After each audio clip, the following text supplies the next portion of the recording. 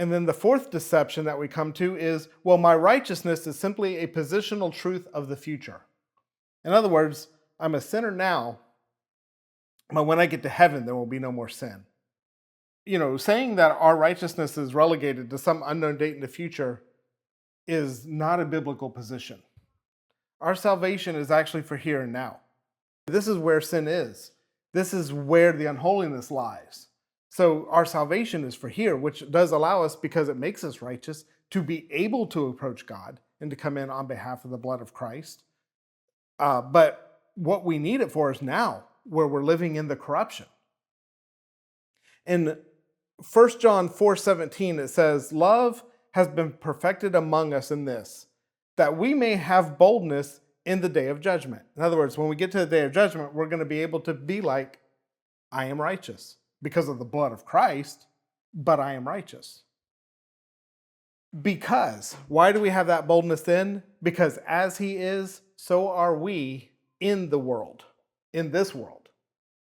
Not as he is, so will we be in heaven. But as he is, so are we in this world. Just because you do not feel righteous does not mean that you are not righteous. You might feel one way, but be another. And yeah, there are times when I do something or have some thoughts or get, overly irritated and frustrated or whatever, and I don't feel very holy that day. And I don't feel super righteous in that moment. It does not change my position any more than if I get, upset with some new tax law.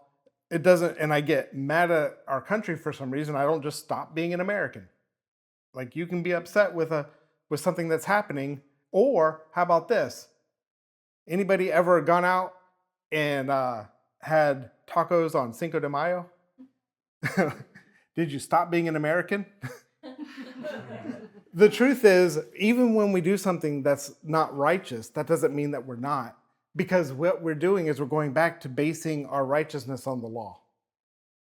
But didn't we determine that we were dead to the law?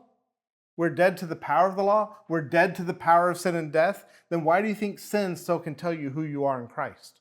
Why do you think sin can tell you and determine your identity? When Jesus is over here going, I gave you my righteousness. I traded it for your unrighteousness. And then I took that unrighteousness and I put it to death and then defeated death, thereby eliminating it forever.